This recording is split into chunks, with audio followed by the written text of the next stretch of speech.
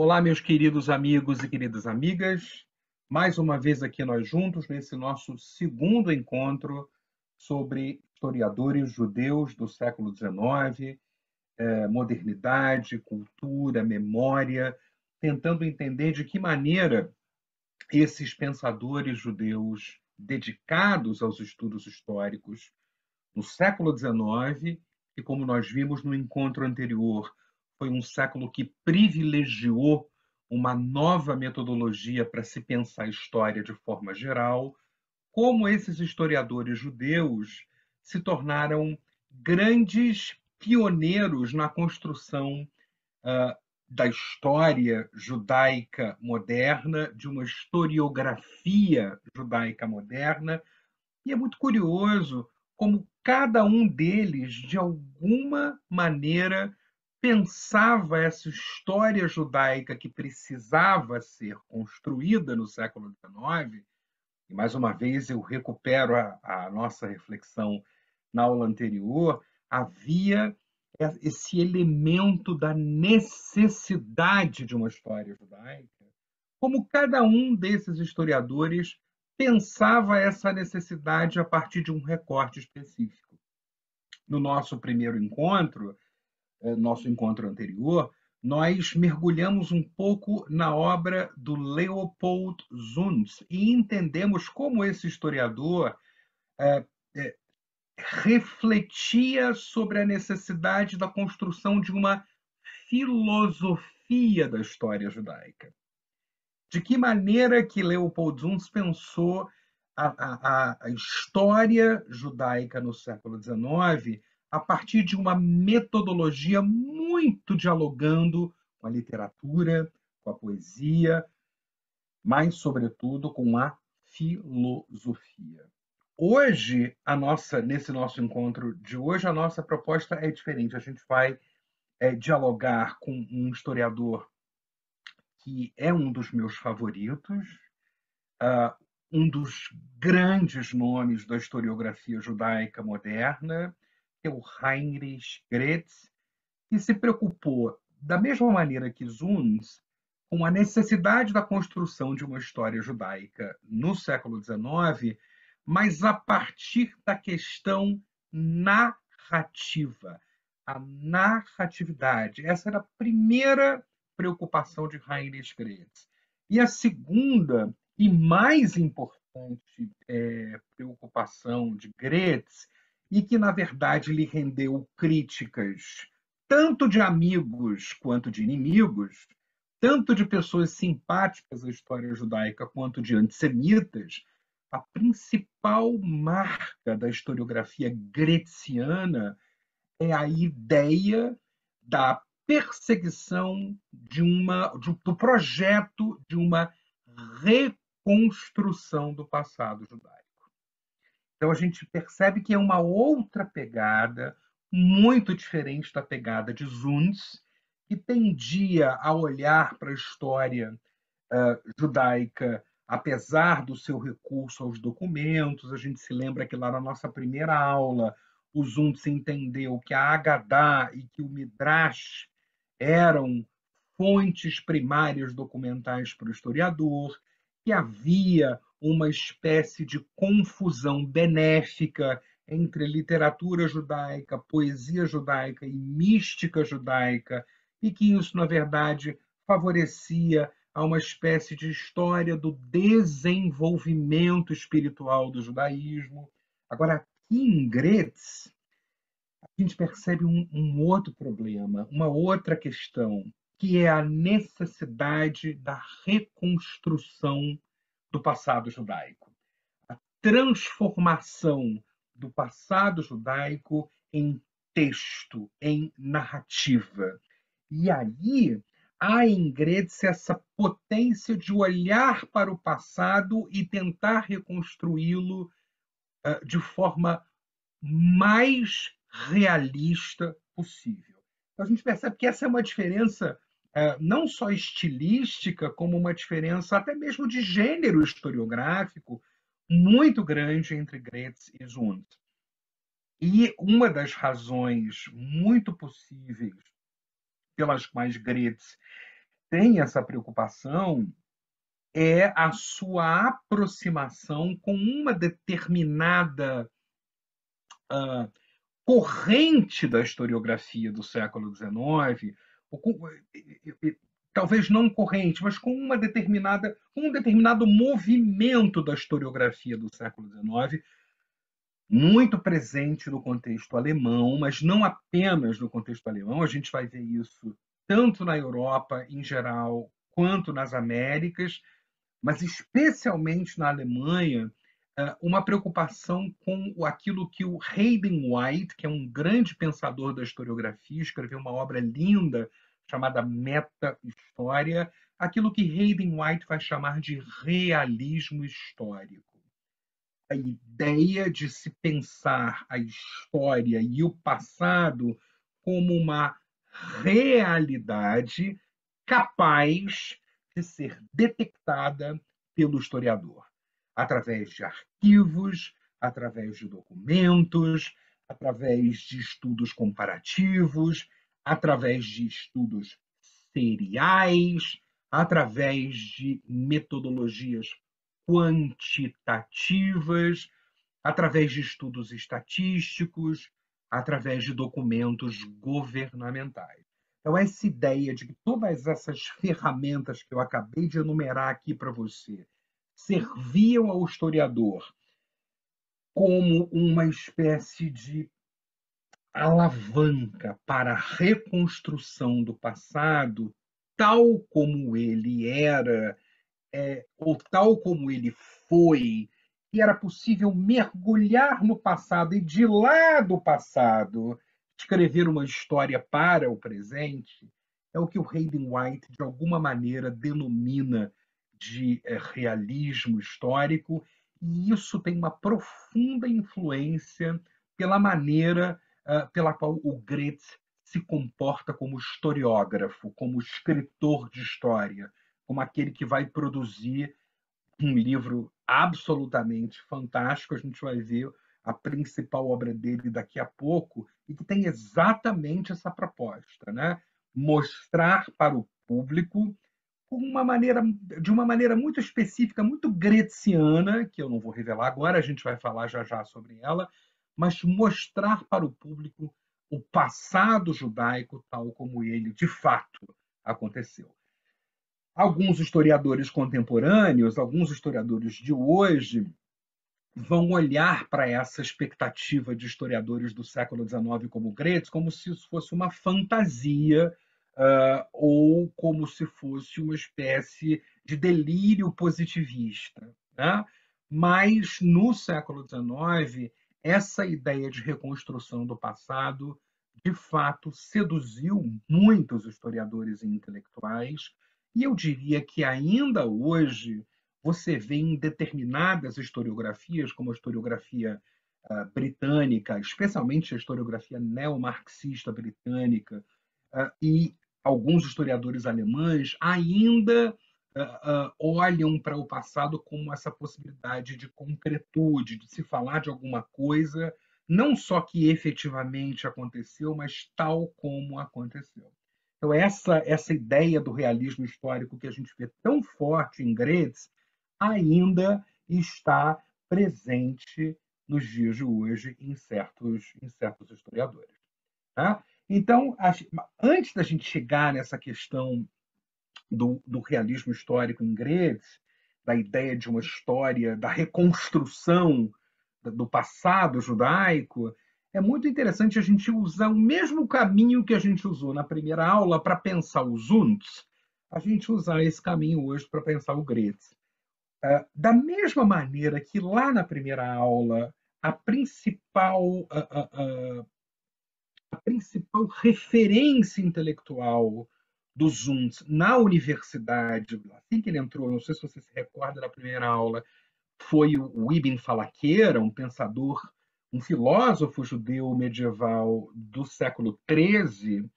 Aqui a gente tem uma correspondência entre o pensamento do Goethe e na verdade, um guru, um mestre contemporâneo dele, que foi Samuel Hirsch.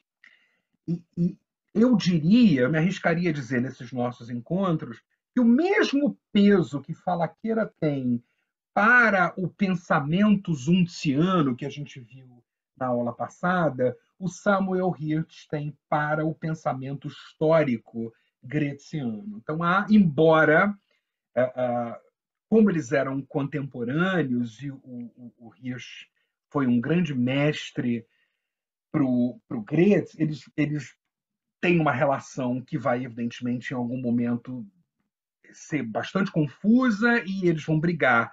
Mas mesmo assim, mesmo depois da ruptura entre Gretz e Hirsch, há uma contribuição inicial do pensamento desse, aqui na imagem, desse jovem rabino neo-ortodoxo, um dos grandes fundadores do que a gente hoje conhece como ortodoxia moderna, sobre a cabeça do Heinrich Gretz. E aí é muito importante que a gente conheça algum aspecto, pelo menos, do pensamento de Hirsch que possa, de alguma maneira, se comunicar com o Heinrich Gretz que a gente vai ver tentando reconstruir o passado judaico. Então, aqui a gente percebe que Samuel Hirsch exercia uma profunda influência sobre Gretz, exatamente porque defendia argumentos relativamente parecidos com os argumentos que Falaqueira defendeu no Sefer HaMa'alot, que nós vimos na aula passada. E percebam, há uma diferença enorme de séculos entre Falaqueira e Hirsch, e inclusive uma diferença de peso intelectual. Né? O Falaqueira é, de fato, um filósofo judeu consagrado dentro da história da filosofia judaica, embora pouco estudado, ele tem uma enorme contribuição para o pensamento judaico imemorial, né? É um autor medieval, um enciclopedista, como vimos na semana passada, e o Hirsch é um,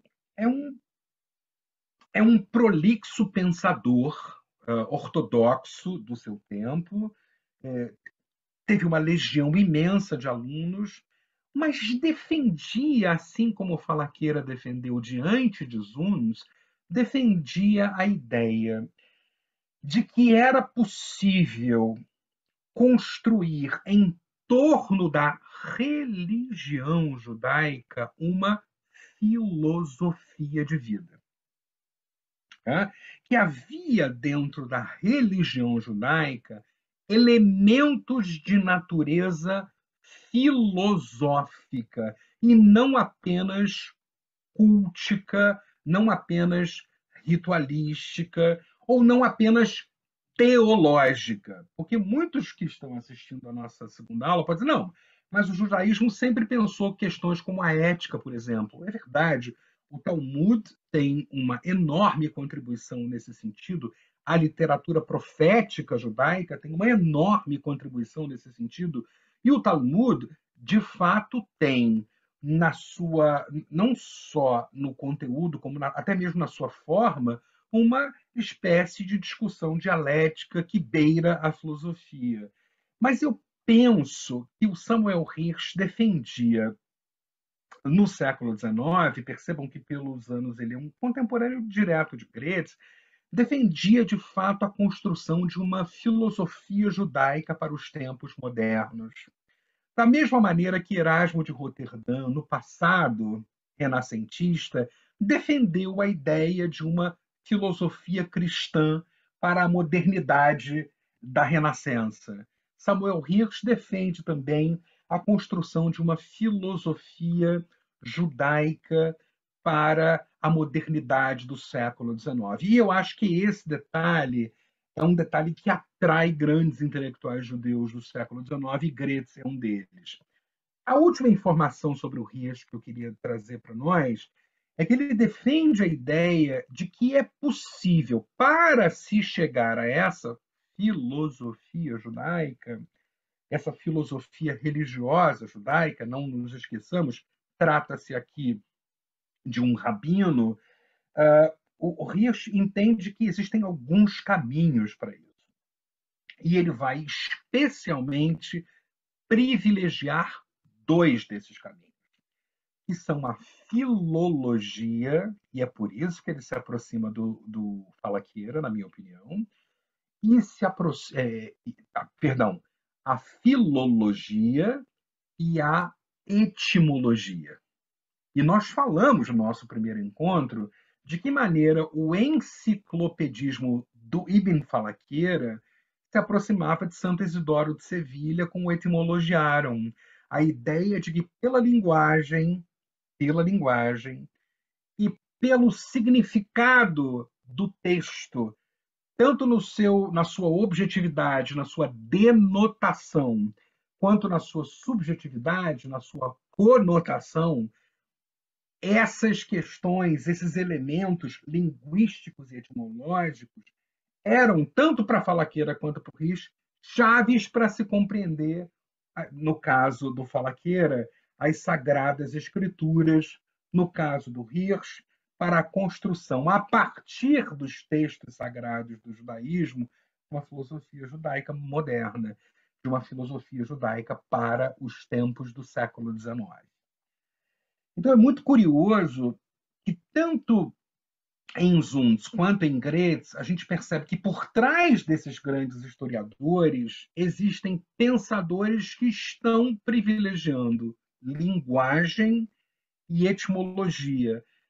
E quando a gente pensa que todas as teorias, e falei isso no primeiro encontro, repito agora, todas as teorias de análise de discurso, Ferdinand Saussure, Dominique Manguenot, ou então as teorias interpretativas da cultura, do Clifford Geertz, por exemplo, são coisas que estão tão na moda hoje, mas no século XIX você tem intelectuais judeus, e até mesmo no século XIII, com Falaqueira, pensando questões relativamente semelhantes, o que é muito espantoso, né? O que é muito surpreendente. Então, a referência intelectual inicial do Graetz é o Samuel Hirsch, que é esse super rabino e intelectual que pensa a construção de uma filosofia judaica para os nossos tempos, no caso, para o século XIX, lembrando que o século XIX está muito próximo ainda do modo como nós vivemos hoje. Né? Então, diante dessa questão, a gente passa por uma outra análise do Graetz, que é a sua tese de doutorado. Então, eu estou seguindo a mesma metodologia que a gente usou para estudar os Zuntz, né? Que a partir de todas essas reflexões que ele tece na sua juventude ao lado do Hirsch, em 1844, o Graetz vai morrer em 1871, portanto, ainda relativamente jovem, né? Ele defende a sua tese de doutorado. E antes da gente discutir um pouco, inclusive, que tese é essa, e ela é fundamental para os textos de história que ele vai escrever depois dessa defesa de doutorado, primeiro, há uma questão que é uma questão muito típica do seu tempo e que ele aplica como questionamento para a execução, para a elaboração dessa tese de doutorado. Que questão é essa? O que move a história? O que move a história? O que faz com que os processos históricos aconteçam? Existe um arqué, para utilizar uma palavra grega, existe um princípio causador dos processos históricos? Se não um princípio causador, existe um dínamo para a história, um motor para a história? Existe uma força vital que nós consigamos detectar e que faz com que a história aconteça, com que os processos aconteçam. Né? Por exemplo, o que provocou no século XVIII um conjunto de revoluções que aconteceram ao mesmo tempo, que historiadores como René Rémond vão chamar de as revoluções atlânticas, todas pipocando relativamente ao mesmo tempo no ambiente atlântico, né? Europa, Américas e nas costas da África. Então, essa é uma questão que no século XIX ela é uma questão profunda para os historiadores. Qual é o motor da história? O que faz com que a história seja história? né? Há um livro que eu gostaria de recomendar para vocês nesse segundo encontro, que é O que é História, de Edward Hallett Carr. É um livro fantástico que interroga essas questões do século XX que Goethe está interrogando na sua tese de doutorado. Né? O que move a história, no caso de Goethe, a história judaica? A gente tem nesse mesmo momento, bem próximo disso, a gente tem Marx, Karl Marx, definindo, por exemplo, a história como sendo movida pelas lutas entre as classes sociais. Concordemos ou não com isso, essa não é a questão aqui. A questão é que você tem um conjunto de pensadores que estão pensando a história a partir dessa ideia. O que é que move a história? Né? Para não falar só do Marx, a gente tem um historiador britânico, Charles Buckle, que está pensando, não, o que move os processos históricos são as leis naturais, são as leis da biologia, as leis da natureza, as leis da ciência. Então, a partir dos movimentos da natureza, eu posso entender os processos históricos. Então, essa é uma espécie de obsessão dos historiadores do século XIX. Né? E aí, o Goethe vai chegar a uma ideia de que o que move, ou o que moveu a história judaica ao longo dos séculos, o que moveu o passado judaico até o presente judaico, lembremos que todos esses historiadores, a gente também falou isso no primeiro encontro, têm uma preocupação de escrever história para o presente. O que move é uma espécie de diálogo, de dialética, porque há um choque, não é só um diálogo harmônico, há uma dialética, há um conjunto de teses, antíteses e sínteses, há um conjunto de pontos e contrapontos entre dois elementos, que é o racionalismo rabínico, isso é a tese de doutorado dele, o racionalismo rabínico e a mística, que ele vai chamar de gnose judaica, ou de gnosticismo judaico.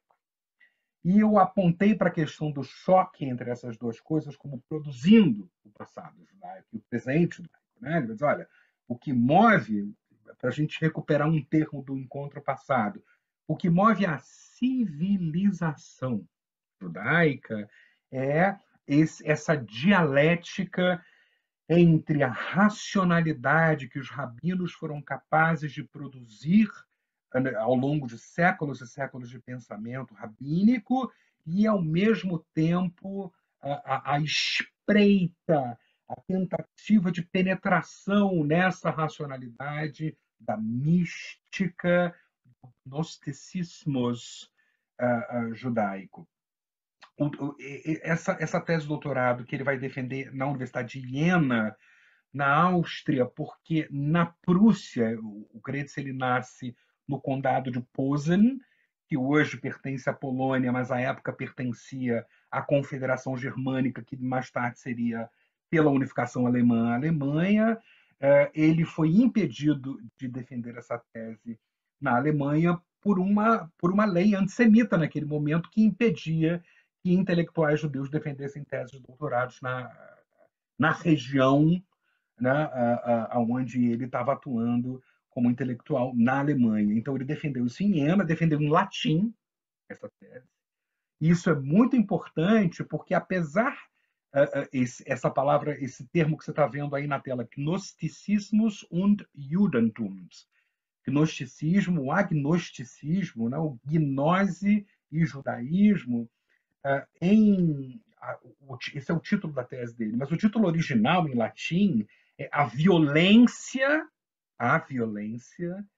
do da gnose, a violência do gnosticismus sobre o judaísmo como um todo. Né? Então há uma espécie de choque, de violência entre essas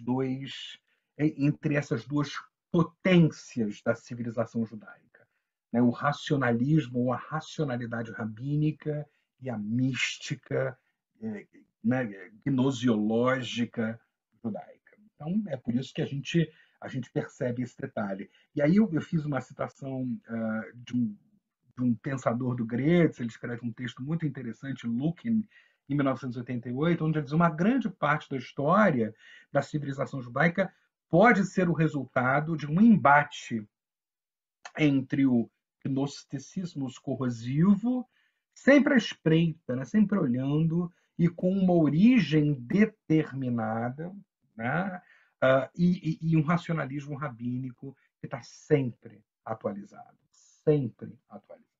Né? Então, nesse sentido, o Gretz pensa a história judaica e a história com um H maiúsculo, né? Todo o conjunto civilizacional judaico, como o resultado dessas duas potências, dessas duas forças.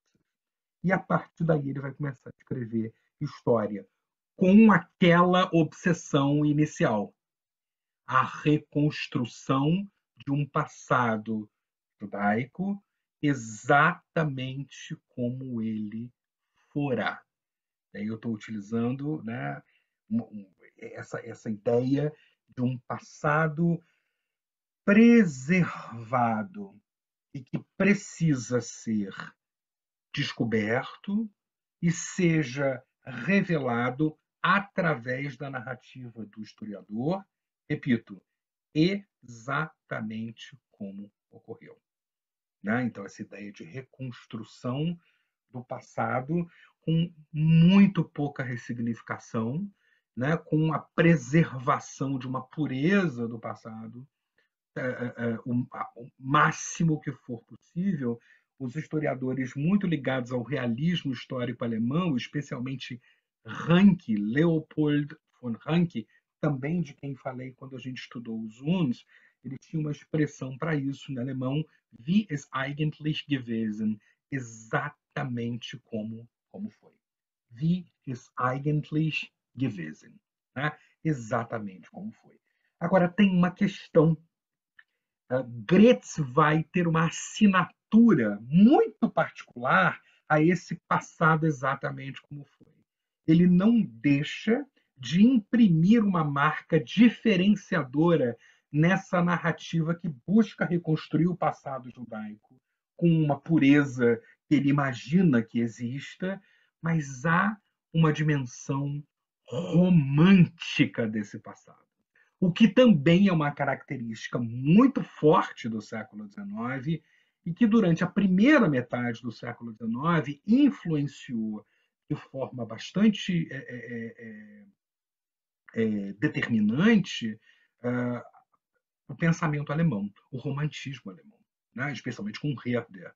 Mas aqui a gente vê, olha, a necessidade da reconstrução do passado judaico pela observação empírica, ou seja, pela observação objetiva desse passado, com auxílio de documentação, com auxílio de fontes primárias, com auxílio de números, de documentos, com observação geográfica. O Gretz, em 1872, ele morre em 91, 1891. Em 1872, eu falei que ele tinha morrido em 71 no início da nossa aula. Não, ele morreu em 1891. Em 1872, ele vai à então Palestina, ele vai ao que hoje conhecemos como Israel-Palestina, e ele faz uma viagem de reconstrução em termos de observação geográfica desse passado judaico. Ele toma anotações importantíssimas para o primeiro e para o segundo volume de uma obra de 11 volumes que ele vai escrever, uma espécie de monumenta judaica do século XIX. Né? O Leopold Ranke vai escrever a Monumenta Germânia, também com uma quantidade imensa de volumes. O Gretz vai escrever uma obra de 11 volumes. Os dois primeiros volumes são só sobre geografia e, curiosamente, foram os últimos que ele escreveu, embora na ordem da coleção desses 11 volumes, esses volumes de geografia sejam o volume 1 e o volume 2. Agora, essa observação empírica do passado, em Gretz, ela vem carregada de romantismo, portanto, há uma certa dimensão heróica do povo judeu. Há uma espécie de reconstrução do passado, mas há também uma exaltação desse passado. E essa é uma marca formidável da historiografia greciana. A obra de Gretz poderia ser resumida como uma obra histórica que tem um diálogo profundo entre a empiria, né, o realismo histórico e o romantismo.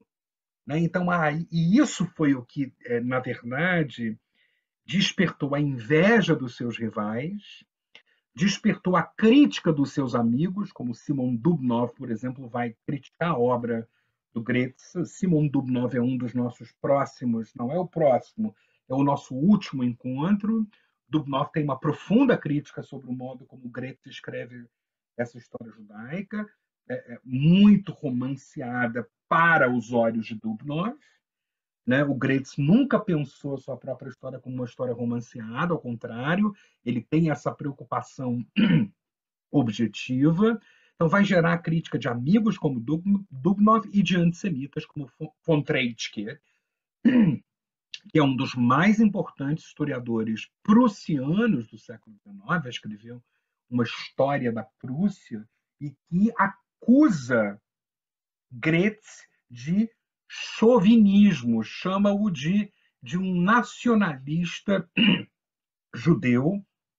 E olha que Gretz não está produzindo nenhum discurso nacionalista no momento em que ele escreve, né, esses 11 volumes, e a gente já vai ver como é que eles se chamam, esses volumes, mas o Treitschke o acusa de chauvinismo, de nacionalismo exacerbado e de anticristianismo.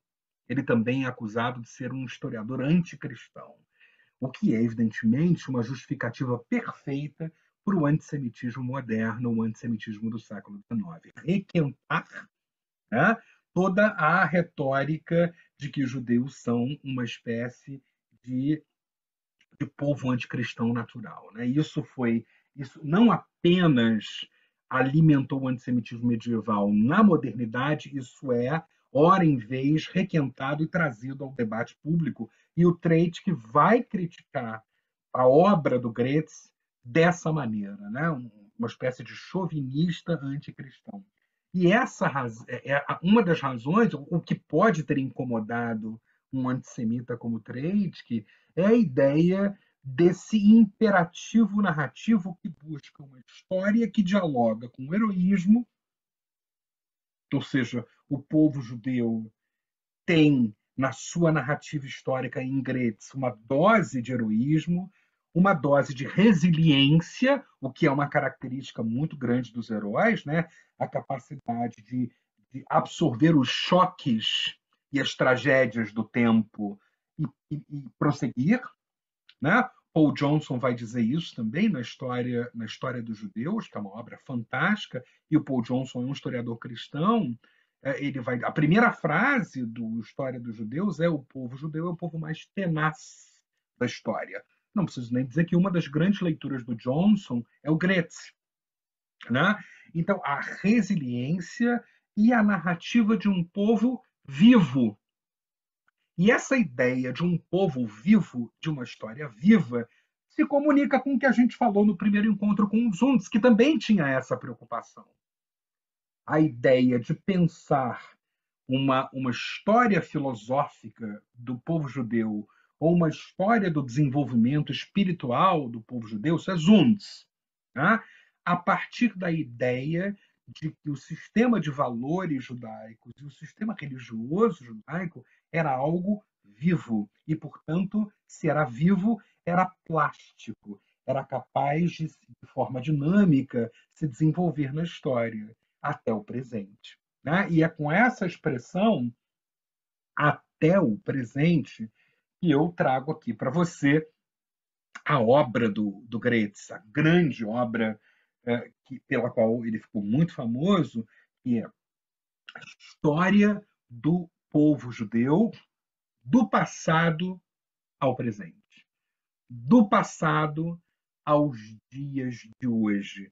O que é hoje é um título, editorialmente falando, é um título muito sedutor, né, para os mercados editoriais que popularizam a história, para os autores de história pública nos dias de hoje, essa ideia de história da Europa de 1850 aos dias de hoje, ou história dos Estados Unidos do período da reconstrução aos dias de hoje, ou história do Brasil da Revolução de 30 aos dias de hoje.